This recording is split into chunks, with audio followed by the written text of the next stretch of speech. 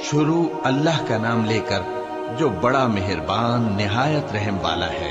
लोगों का हिसाब आमाल का वक्त नजदीक आ पहुंचा है और वो गफलत में पड़े उससे मुंह फेर रहे हैं। उनके पास कोई नई नसीहत उनके परवरदिगार की तरफ से नहीं आती मगर वो उसे खेलते हुए सुनते हैं।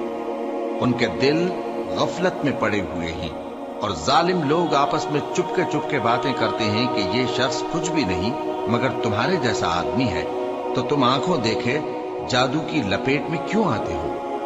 पैगंबर सल्लल्लाहु अलैहि वसल्लम ने कहा कि जो बात आसमान और जमीन में कही जाती है मेरा परवरदिगार उसे जानता है और वो सुनने वाला है, जानने वाला है। बल्कि जालिम कहने लगे कि ये कुरान परेशान बातें हैं जो ख्वाब में देख ली हैं। नहीं, बल्कि इसने इसको अपनी तरफ से बना लिया है। नहीं, बल्कि ये एक शायर है। तो जैसे पहले पैगंबर निशानियां देकर भेजे गए थे उसी तरह ये भी हमारे पास कोई निशानी लाए। इनसे पहले जिन बस्तियों को हमने हलाक किया वो ईमान नहीं लाती थी, तो क्या ये ईमान ले आएंगे। और हमने तुमसे पहले आदमी ही पैगंबर बनाकर भेजे जिनकी तरफ हम वही भेजते थे। अगर तुम नहीं जानते तो जो याद रखते हैं उनसे पूछ लो। और हमने उनके ऐसे जिस्म नहीं बनाए थे कि खाना न खाएं और न वो हमेशा रहने वाले थे।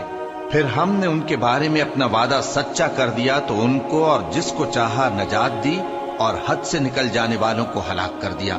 हमने तुम्हारी तरफ ऐसी किताब नाजिल की है जिसमें तुम्हारा तस्करा है, क्या तुम नहीं समझते। और हमने बहुत सी बस्तियों को जो जालिम थी पीस डाला और उनके बाद और लोग पैदा कर दिए।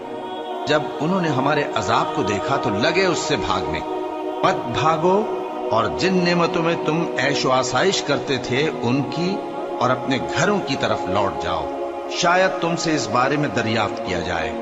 कहने लगे हाय शामत, बेशक हम जालिम थे। तो वो बराबर इसी तरह पुकारते रहे यहां तक कि हमने उनको खेती की तरह काट कर और आग की तरह बुझाकर ढेर कर दिया। और हमने आसमान और जमीन को और जो मखलूकात इन दोनों के दरमियान है उसको खेल तमाशे के लिए पैदा नहीं किया। अगर हम चाहते कि खेल की चीजें बनाएं तो अगर हमको करना ही होता तो हम अपने पास से बना लेते। नहीं, बल्कि हम सच को झूठ पर खींच मारते हैं तो वो उसका सर तोड़ देता है और झूठ उसी वक्त नाबूद हो जाता है।